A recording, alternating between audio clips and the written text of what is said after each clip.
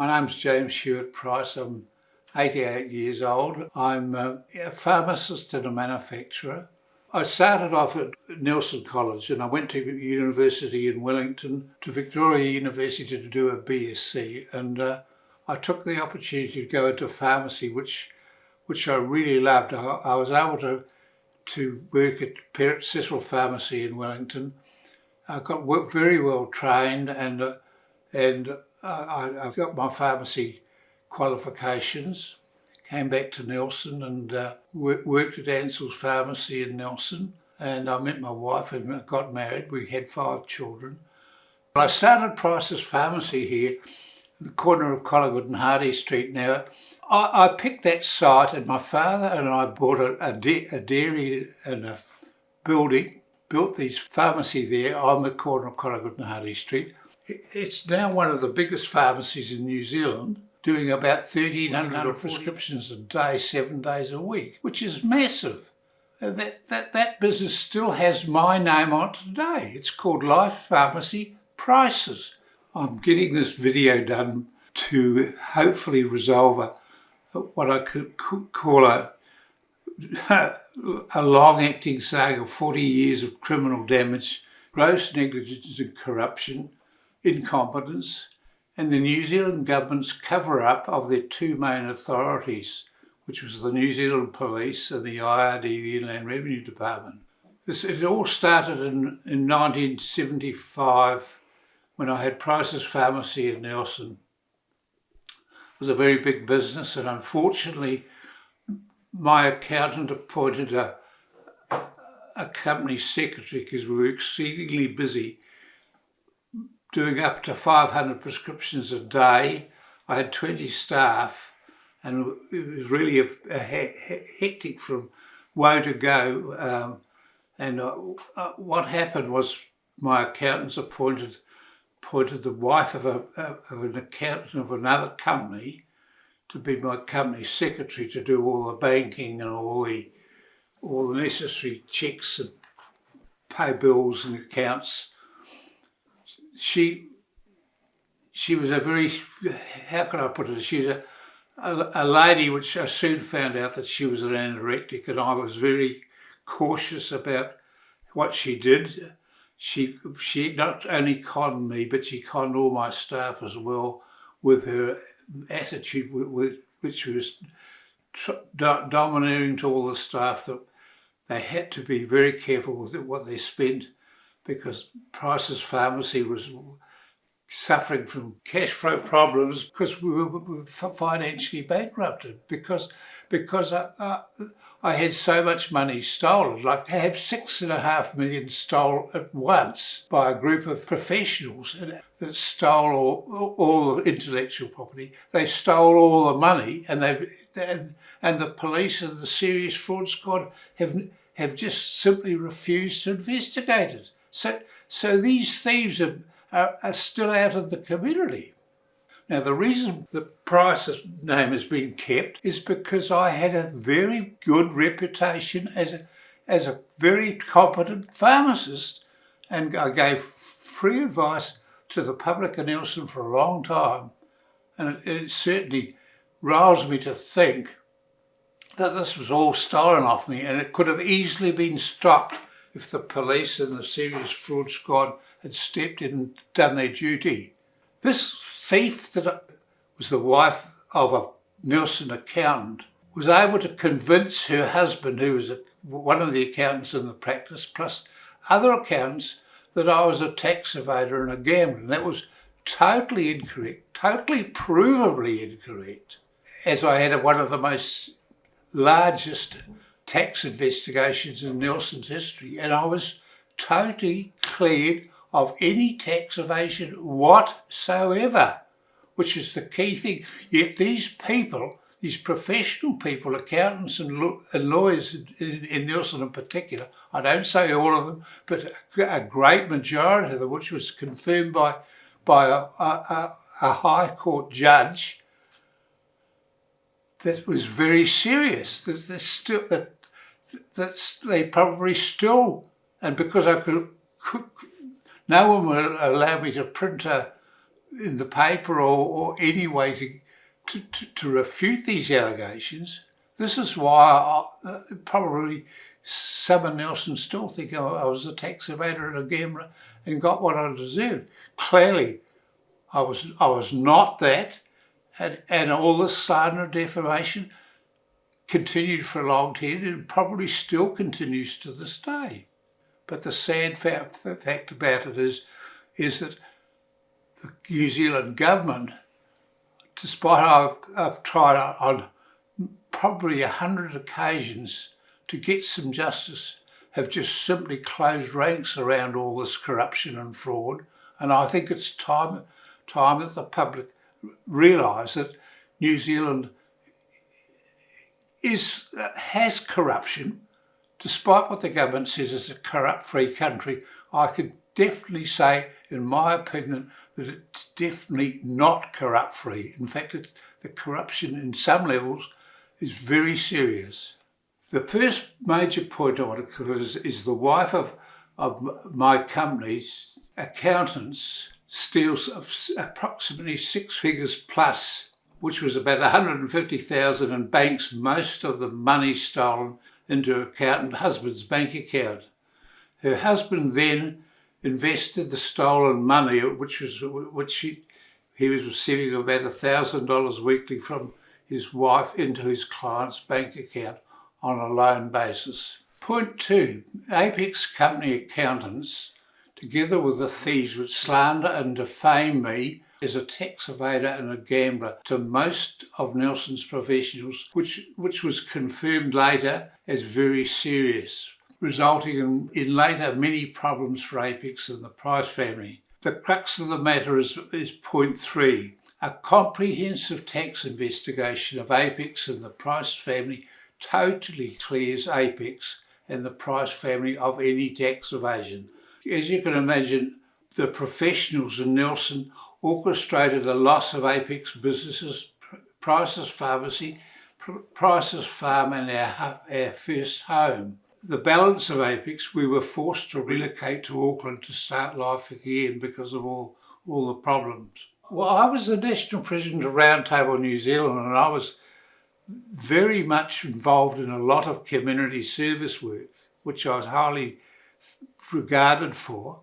And when the Maitai flood happened in 1975, approximately, I'm not sure of the exact date, I was asked by the Nelson Council to be the convener of a team of people to clean the whole of the Maitai up.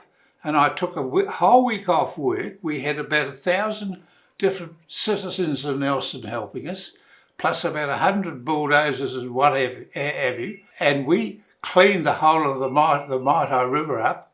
I was thanked by the Nelson City Council, and they commissioned a portrait of me. And that there is a portrait which was put in the Suter Art Gallery for a couple of 3 years, and then when this fraud problem broke with all the slander and defamation, portrait of me was taken down from the Suter Art Gallery, and actually they gave me the portrait, and it hangs on my wall to this day. I feel very sad that this has happened, of course, but it's a fact. Now, going to point 5, Apex requested an order. Mr. Dennis Daly, a Nelson accountant, is engaged to investigate all Apex accounts and the Price family assets. Daly reports a substantial theft of at least $55,000 in 1 year alone, which was the last year, and he said it was too big for him to handle. He recommended, in first instance, in retaining a Christchurch accountant. Incredibly, the next day he changed his mind and advises that he can now handle the investigation. He finally announces that the theft is about a quarter of his original audit. Clearly, he suppresses most of the known evidence, and he conspires with the thieves. Item 6. Apex reports the theft and the alleged conspiracy to Nelson Police. Detective G. Stebbings is delegated to the investigation. He refused to take statements and he does not record any of his belated interviews with the defendant parties for at least 8 months. He never interviews the great majority of the many plaintiff witnesses.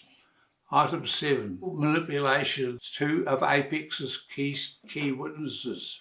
Nor does he take a statement from them, and the New Zealand police refuse to investigate or take any action. Item 8. The thief's accountant husband, provably is complicit, was not asked to make a statement, nor was he fully interviewed or ever charged. Now this was an outrage. Item 9. Due to a restraint of trade, we were unable to work in Nelson, confirming the necessity to relocate to Auckland. Only Apex Cosmetic Company was saved, i.e.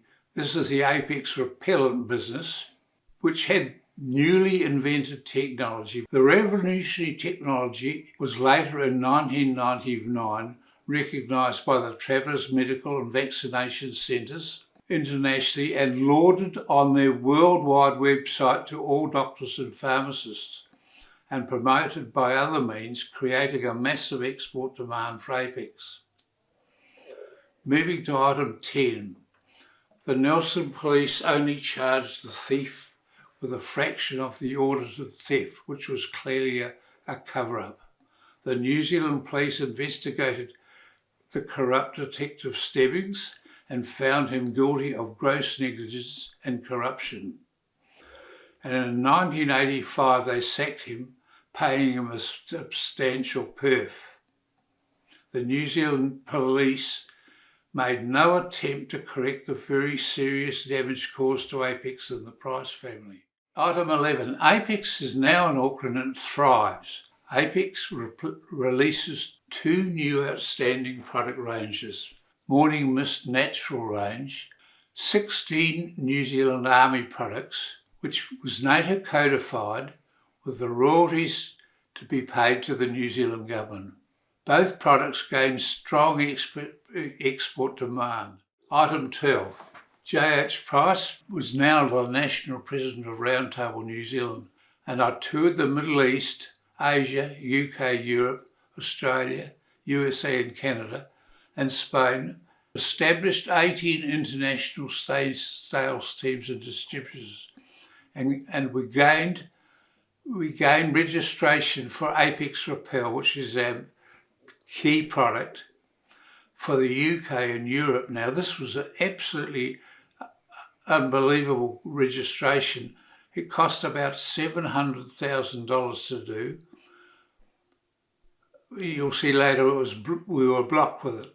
A very valuable registration, which is rare and is still active of today. The export demand problems later had to be aborted.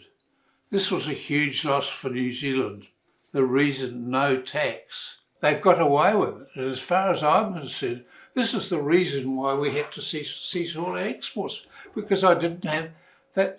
They'd stole all the money and all my infrastructure. They stole all the documents, and basically they just completely made it impossible for me to trade.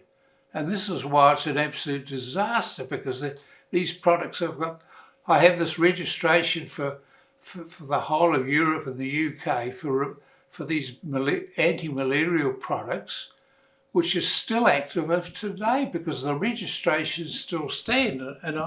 And because one of my sons in particular lost a lot of his businesses and all his finances, I'm definitely trying to restart Apex again in a different form, because the technology and the intellectual property that we still have, even though I've had it severely damaged, is still not addressed in the world today. Malaria is one of the 3rd biggest killers in the world. Now we've developed these repellents, special formulated repellents, which help prevent all malarial diseases. Now, obviously, The medical fraternity, doctors in particular, and pharmacists to a lesser extent, need these products if possible. And that's the reason why I'm desperately trying to get this matter resolved. Item 13. This is completely unbelievable. In 1990, the Nelson High Court case Apex and the Prices Sue the Thieves, which was the Bashfords and the Apex accountants for New Zealand dollars 922,000. The accountants settled at a low amount which is accepted for sheer necessity. The balance of 772,000 was then addressed solely to the Bashfords. Incredibly, they obtained support from the very corrupt Stebbings and the Nelson police, even though Stebbings was dismissed from the New Zealand police 5 years earlier. Stebbings was able to uplift the fully deficient files from the Nelson police station. He continued his slander of J.H. Price and committed over 50 statements of perjury. Later, the Chief Ombudsman could only investigate 12 issues, which was the maximum allowed, and he completely supported the Prices and deemed that the police file should be annotated with his decision. The Nelson police failed to amend the file. The plaintiffs, Apex and the Prices, were represented by Russell McVeigh, Auckland's Robert Fardell, who's a QC. In summary, he closed ranks around the New Zealand police concerning their very corrupt actions and appalling conduct. He admitted the majority of the damning and documented evidence, including the key evidential documents, which professionals confirmed the fraud at over 6 figures. The Prices had 28 affidavits from key witnesses strongly supported Apex and the Price position. Fardell, despite Apex's protests, only called 6 of the less important witnesses. In summary, he shafted the plaintiffs he represented and he threw the case. The Auckland District Law Society refused to act on the Apex and Price complaint for justice. Then a complaint to the lay observer, Mrs. Elsie Tillett, requested that the Auckland District Law Society relook at their earlier decision. Her decision was strongly in favour of the Prices, and the Auckland District Law Society decision not to reinvestigate was then evidenced. Fardell was later extinguished in an early demise. Details of this saga and Fardell's corruption to other parties was fully reported in the Auckland Herald.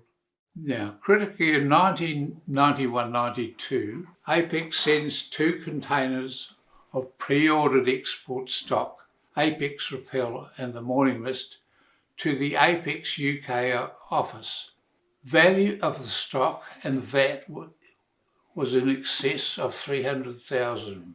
Apex UK Limited was a wholly owned subsidiary of Apex Global Healthcare New Zealand, which is absolutely a critical point. This was fully funded by J.H. Price on behalf of Apex Global Healthcare New Zealand Limited. Point 15. A UK sales and distribution team pre-ordered confirmed sales for delivery on arrival of about 9 million New Zealand dollars. Confirmed sales in the UK were for Boots the Chemist, about 2,000 pharmacies, plus all Unichem pharmacies, which are about 1,000 pharmacies, plus 100% of all the pharmaceutical wholesalers, which was about 80, plus 90% of the balance of the independent pharmacies. In total of 14,000 pharmacies in the UK and Ireland. Item 16. This is extremely important.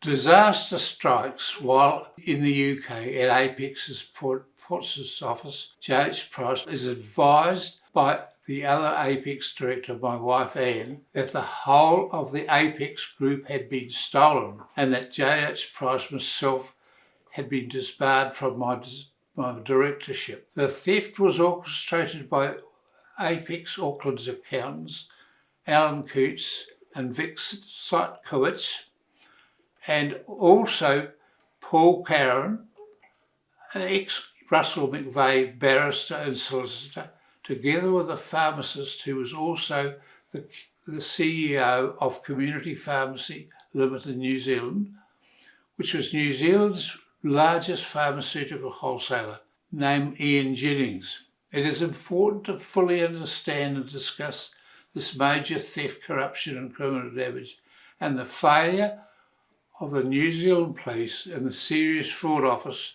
to investigate and take a statement. The evil manipulation and threats to my wife and family was beyond belief. Item 17. The audited theft exceeded $6.5 million, plus a huge loss of businesses, which I had 11, Apex and the Price assets. The Price family, as a result, also lose a second home. The Price family lose most of their assets, plus all Apex records and computers, both in New Zealand and the UK, which was important later because of the IRD. Repercussions with the IRD for Apex and the Price family became horrendous and are still ongoing. Item 18. J.H. Price myself was admitted to Middlemore and Greenlane Hospital with serious pneumonia resulting in empyema, which is surgical removal of half my left lung, plus diabetes. This is all stress related.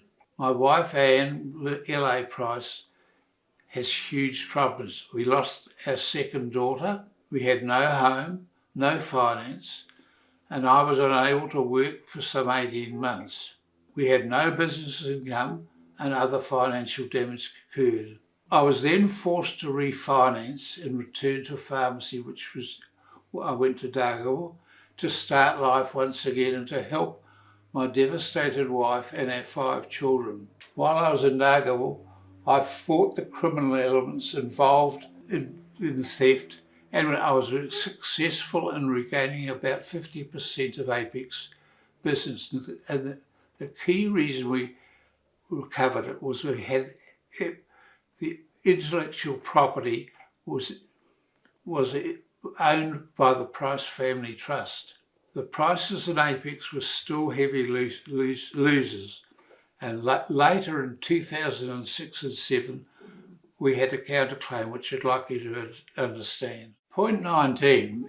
In 1999, the Travel Medication and Vaccination Centres International advised their worldwide recommendation to all doctors and pharmacists worldwide that they recommended Apex Repel range of insect repellents, an invention for the prevention of malarial diseases, and that the TMVC rates the products as the best in the world. I realised that I'd invented and developed this range of repellents which were totally unique in the world. I used some special technology that I was taught. I was able to predict the stability and the compatibilities of these products, and because I had this good education, I developed this range of repellents which were basically alcohol-free, which meant they could be travel anywhere around the world, which wasn't common because most of the products that were on the market all contained alcohol. I also developed some stick repellents. The stick formulations, generally deodorants and other stick repellent sticks, all had melting points of about 23, 24 degrees centigrade, which was not suitable for selling these products in hot countries. So I developed, with the help of a very astute chemist, a melting point of the stick formulations at 53 degrees. Now, this was a massive leap forward, not known internationally, and allowed me to sell repellent sticks, particularly in the Middle East, to the Jordan Army, Abu Dhabi, and all sorts of places. We were supplying large numbers, 100,000 units at a time, because the Middle East territories did not have any suitable repellent products, and because they were small and they were stable, they were very much sought after. And this is one of the big tragedies, not only for Apex, the Price family, but also for New Zealand, that these export markets that I developed were all destroyed. And as far as I'm concerned, the damage to our family has been absolutely horrendous. And I believe I have a duty to my family, to the public of Nelson and New Zealand, to get this matter resolved. Item 20. The IRD refused to allow or repay losses of VAT and GST for after we discovered the valuable documents and the total proof that Apex Global Healthcare UK Limited was a wholly owned subsidiary of Apex Global Healthcare New Zealand Limited. The IRD also failed to address their corruption and incompetence, leading to later criminal damage. Point 21. IJH Price requested under Section 113 of the TAA that the IRD pay compensation to Apex and the Prices. It is important to discuss fully IRD's offer of resolution. If IJH Price withheld my plan that I was going public. Item 22, 2000 and 3004. The IRT deceives Apex and the Prices by recanting their offer of a guaranteed resolution. Item 23, the Chief Ombudsman finds in favour of Apex and the Prices several times, but all parties, including the New Zealand Police and the IRD, refused to accept his recommendation. Item 24, appeals. By many options to the Prime Minister and her government to rectify the damage and stop the criminal damage to Apex and the Prices fell on deaf ears, resulted in promises of help which never eventuated. Item 25. In 2006 and 2007, an experienced auditor and accountant, Mr. D. Ryan, and an ex-IRD barrister and accountant, Ms. Karen Monet, on request of the New Zealand Police and the IRD, undertakes a counterclaim to the IRD claim against Apex and the Prices. Ms. Monet and Ryan spent 14 months of vigorous inspection of all aspects of the Apex Price saga, which cost us over $70,000. Their decision, over 50 million New Zealand dollars, should be awarded to Apex and the Prices. Both the New Zealand Police and the IRD then refused to remediate as promised earlier. Item 26. The IRD cancelled Apex directors, my wife L.A. Price, personal tax $5,675. Amazingly, IRD refused to cancel my tax, JH Price's personal tax of the same amount, New Zealand dollars 5,675, and threatens to bankrupt me. Accountants for Apex and the Prices confirmed that LA and myself, JH Price, did not owe any tax to the IRD, but the IRD owed Apex and the Price Group in excess of over $400,000 for overpaid tax and non-repayment of GST. Item 27. The IRD's outrageous penalties plus damage to JH Price and his family finances needs understanding. The IRD refused to accept that Apex Global Healthcare UK Limited was provably a wholly owned subsidiary of Apex Healthcare. This was the crux of the matter. This accounted for a loss of over New Zealand dollars 300,000 alone. The IRD then invokes district court action and in bizarre circumstances in 2009 required myself, J.H. Price, to write to the IRD seeking them to reconsider Section 113 again. The IRD refused to cooperate despite the judge's order and decision, and J.H. Price myself was now placed on the serious list, which I consider an IRD rort. Item 29, 2010. IRD once again refused to meet or discuss the problems with J.H. Price, despite the Commissioner of IRD's full knowledge that J.H. Price did not owe the IRD any taxation. Miss Naomi Ferguson, the Commissioner, then proceeds with High Court action, and once again in bizarre circumstances the court advises that I.J.H. Price had been adjudged bankrupt. Item 30. The Prices, my family, we lose a third home and further consequences are devastating, especially for my second son, Paul Price, who loses two valuable export businesses, his home, most of his assets and his marriage. Health damage to family members continues. Apex and the Price family are basically destroyed. Point 31. Since 2013, there have been many attempts to obtain justice and resolution from the New Zealand Police, the Serious Fraud Office and the IRD. All continued to refuse to act. Most of these demands have been from 2016 to 2022.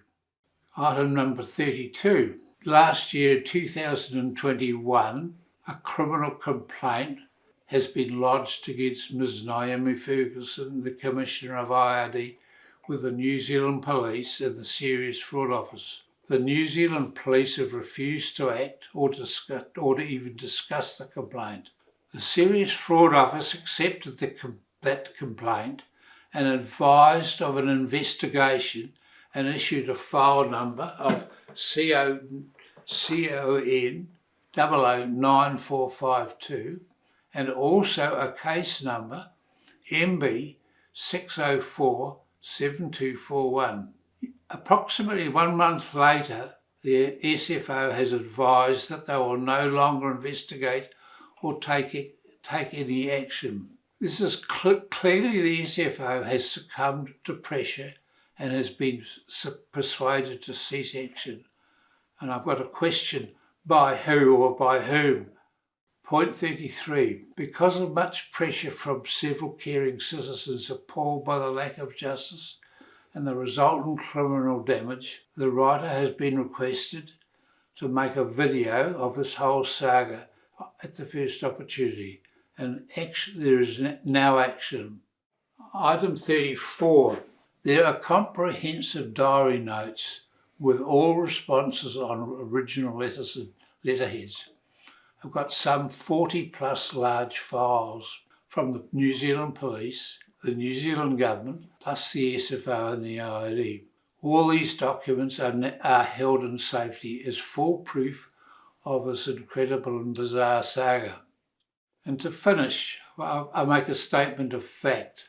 The majority of the New Zealand Government authorities, staff, namely the New Zealand Police, the Serious Fraud Office and the IRD, are honest and decent. However, a small group at the top of each of these four parties, namely the New Zealand Police, the SFO, the IRD and the New Zealand Government, are provably corrupt, dishonest and in many cases are guilty of criminal damage. This has been the sole reason that the Apex Group and the Price family have been destroyed. This is a true copy of all events above, and I sign it, J.H. Price, 19/8/2022. I'm hoping that there's some justice. I'm looking for some compensation for my family, which is we've lost 3 homes. Their education and all their opportunities have been damaged for virtually all my family. It's caused awful problems. There's been 3 deaths through it, through 3 suicides involved. It is serious, and as I say, this is just let to carry on.